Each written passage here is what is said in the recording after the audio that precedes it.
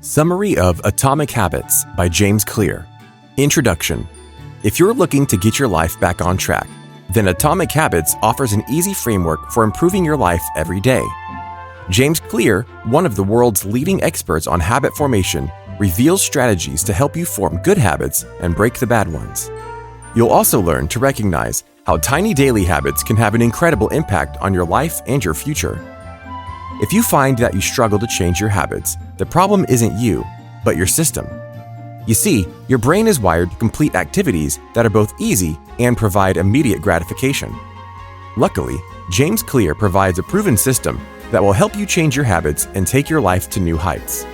Through this book, you will learn how to make time for new habits, overcome a lack of motivation and willpower, design your environment to make success easier, and learn how tracking your habits and finding an accountability partner will help you succeed. Chapter 1. Why small habits can make a big difference. When it comes to success, many people are focused on the wrong thing. They focus on the end goal versus the journey it takes to get there, and believe big decisions will get them to their final destination. However, this couldn't be further from the truth. In fact, 1% of improvement each day means that you will be 37 times better than you once were. But if you decline 1% every day, you will decline nearly to zero. In other words, it's the small habits that matter and that make the biggest difference.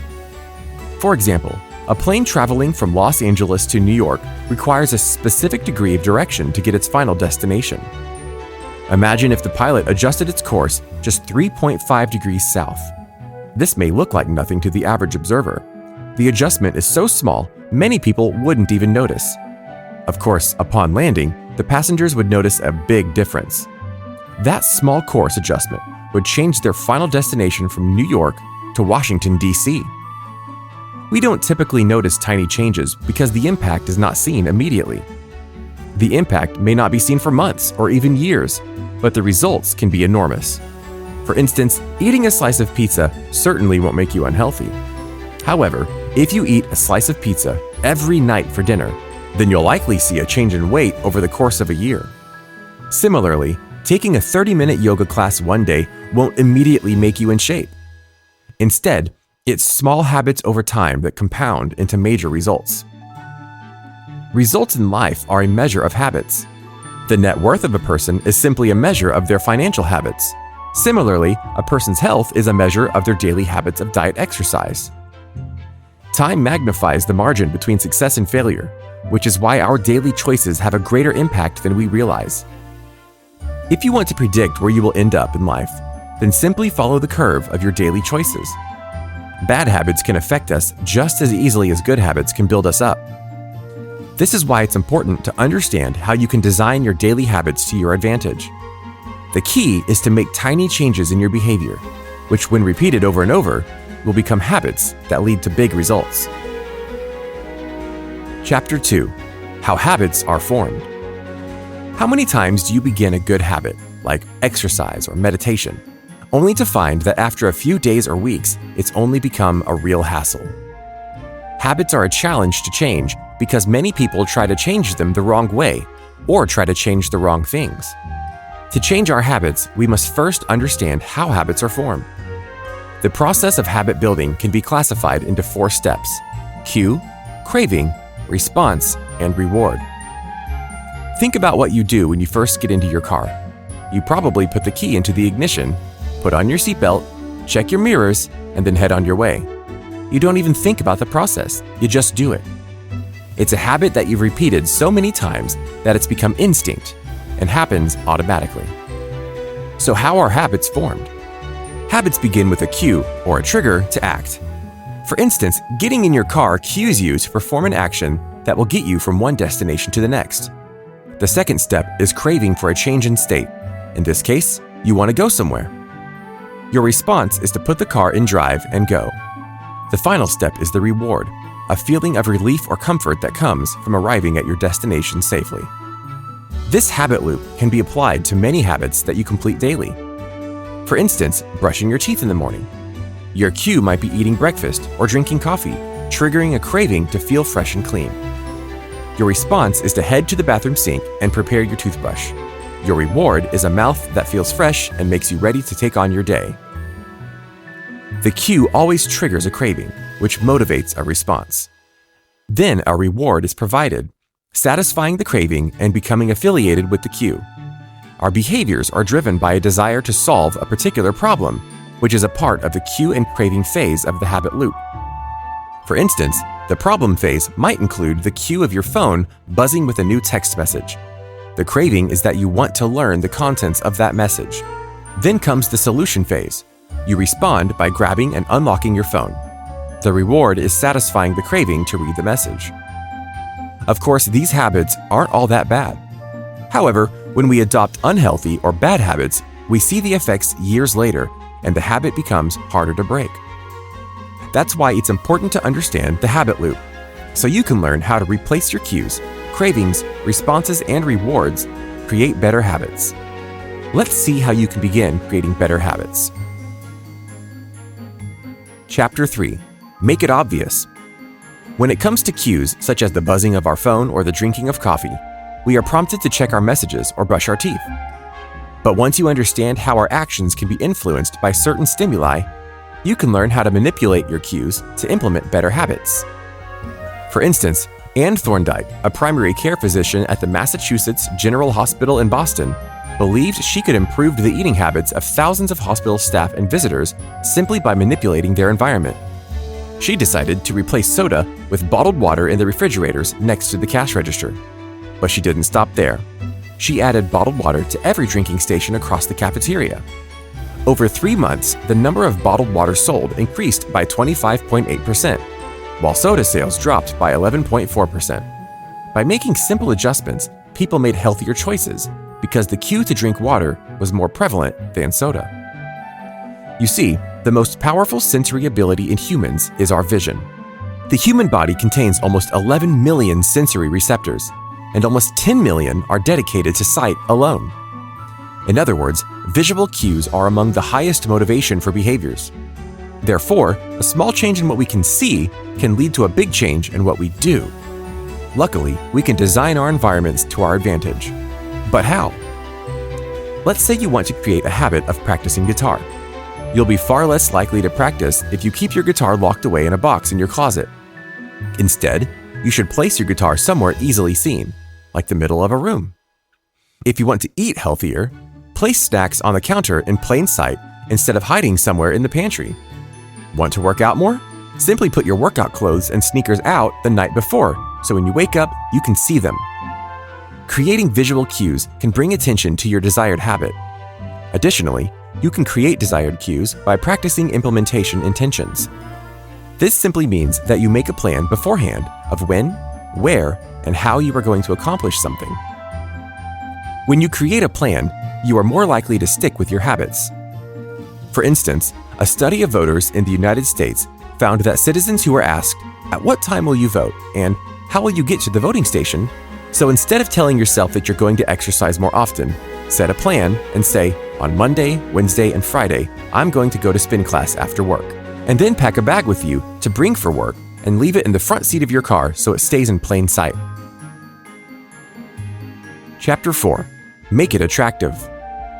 Every day, we are bombarded with advertisements aimed at making clothing, food, home goods, anything more attractive.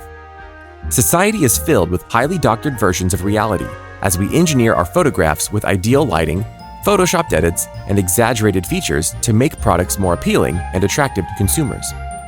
The same can be applied to our habits. The more attractive something is, the more likely we are going to adopt it as a habit. You see, when we do something pleasurable like eat food or have sex, our brains release a hormone called dopamine, which makes us feel good. But we don't actually have to do those activities. Our brains release dopamine when we anticipate those pleasurable activities as well. This is simply our brain encouraging us to partake in a certain activity and rewarding us by feeling good. Remember feeling the excitement of Christmas morning as a child? That's because children anticipate the receiving of gifts and the visiting of Santa. Their brains release dopamine that associate Christmas with feeling good. Of course, some activities that make us feel good aren't necessarily good for us. For instance, people easily become addicted to sex, drugs, and food, all of which make them feel good in the moments leading up to and during the activity. However, these addictions can affect our health and our relationships. That's why it's important to use our knowledge to our advantage when it comes to forming good, healthy habits. If we make a habit of something that we look forward to, then we'll be more likely to follow through. One way to do this is through temptation bundling. Temptation bundling aims to make habits more attractive. It works when you link an action you want to do with an action you need to do. For example, Ronan Byrne, an engineering student in Ireland, decided that he needed to exercise more, but he didn't want to exercise more. A problem many of us can relate to. Something else we can probably relate to is the fact that Ronan enjoyed watching Netflix. His solution? He hacked an exercise bike and connected it to his laptop. However, he didn't want to simply watch Netflix while riding. Instead, he wrote a code that only allowed Netflix to play if he was cycling at a certain speed. In the end, he transformed an activity that he hated and linked it with one that he enjoyed. While Ronan had the knowledge to hack an exercise bike and write code to help him bundle temptations, you don't need to be an engineer to apply this tip to your own habits. Simply downloading your favorite shows to watch while on the treadmill or rewarding yourself with a half hour of Netflix after hitting some work goals are both ways to make your habits more attractive. Chapter 5. Make it easy. Jerry Uselman, a professor at the University of Florida, assigned his film photography students a project to be submitted at the end of the semester. To begin, he divided the students into two groups. The first group was told their grade was dependent on the quantity of photos they submitted. For instance, 100 photos earned an A, 90 photos earned a B, 80 a C, and so on.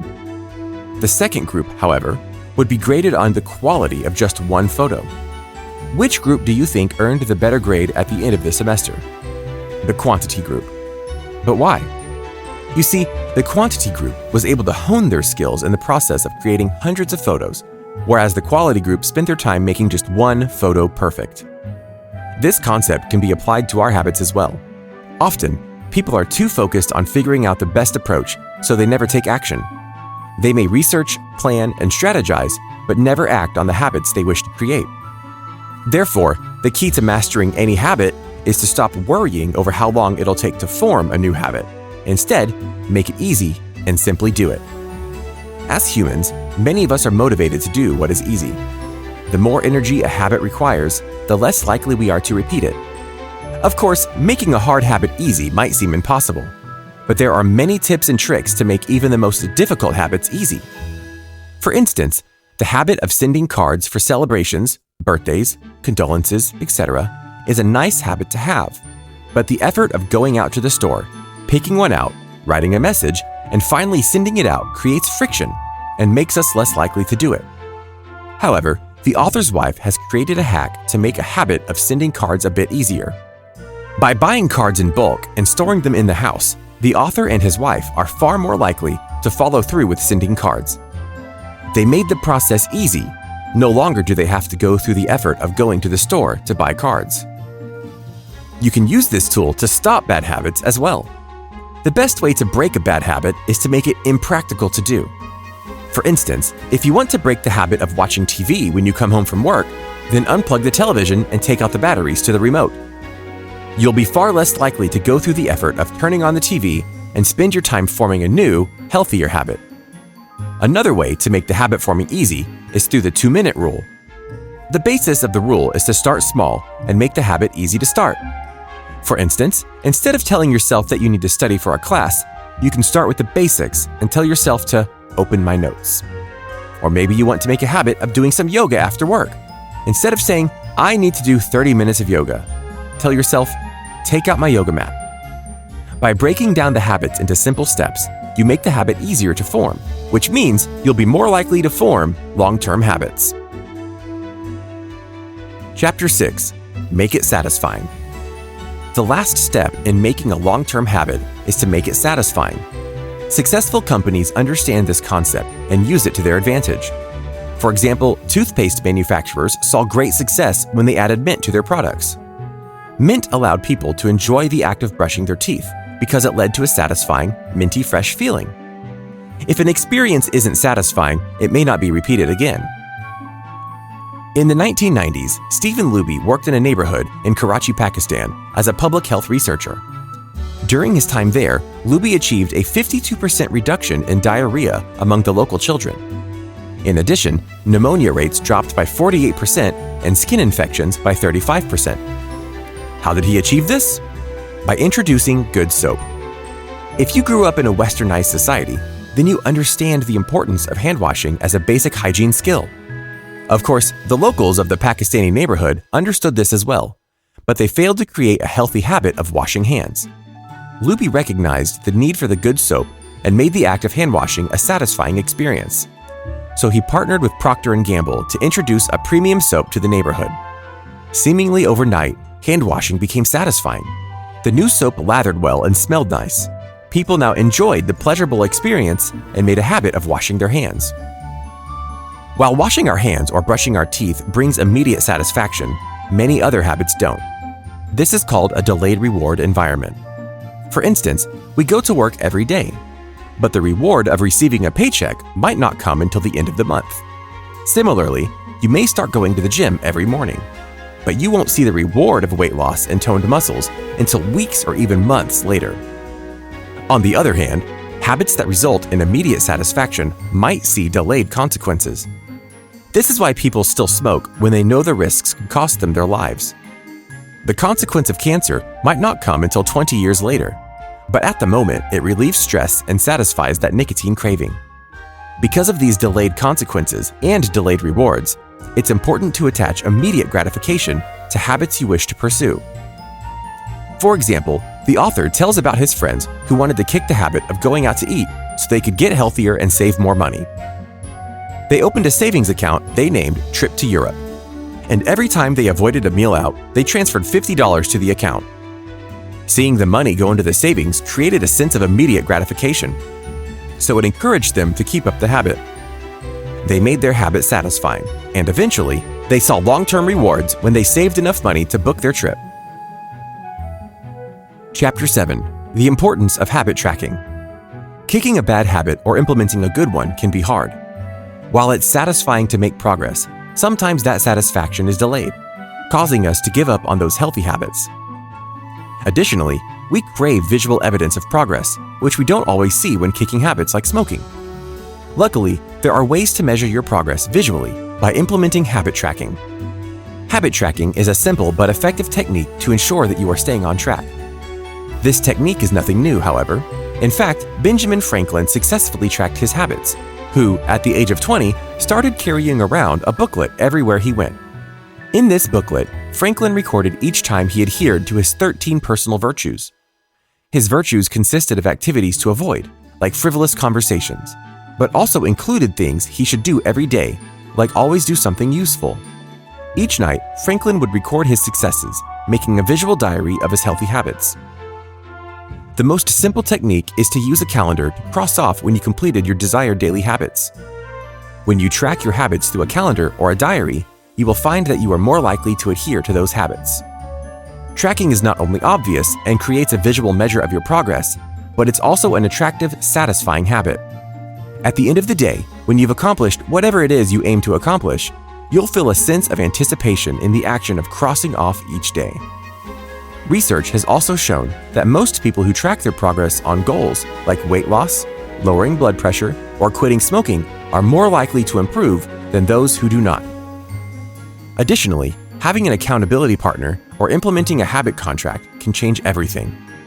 Just as people are more likely to repeat an experience that is satisfying, they are also likely to avoid an experience that is either painful or costly. In other words, behavior changes when there is an immediate consequence. For instance, university students are more likely to show up to class if attendance affects their grades. The students know the consequences of not showing up, so they do. Similarly, you can apply the same logic to help you form positive habits. For example, Brian Harris, an entrepreneur in Nashville, created a habit contract to keep him on task for working out. He had both his wife and personal trainer sign a contract which forced him to commit to getting his weight down to 200 pounds. To reach this goal, Brian tracked his food intake and committed to weighing himself each week. He then set up penalties for not doing these things. For instance, if he failed to track his food intake, he would have to pay his trainer $100, and if he failed to weigh himself, he would have to pay his wife $500. Brian's habit contract worked, not only because he was worried about losing the money, but also because he cared about what his trainer and his wife thought about him. He didn't want to let them down. In fact, knowing that someone is watching you can be enough motivation for success. This is why getting an accountability partner or signing a habit contract works well in implementing healthy habits. Final summary. While many people believe that making big changes is the key to success, it's the small things we do each day that have the biggest impact on our lives. Small daily habits will affect the person we become in the future, so it's critical that we adopt healthy habits to ensure we live long, successful lives. Of course, this is easier said than done, as forming new habits can be incredibly difficult. Luckily, there are many tips and tricks to help you implement new habits today. The 4 laws of habit forming include making it obvious, attractive, easy, and satisfying. When you can make your habits an attractive, easy, and satisfying experience, you'll be more likely to keep up with them. Additionally, an accountability partner and a habit contract will help you even further when starting new, healthy habits or kicking a bad one. This has been a summary of Atomic Habits by James Clear. The end.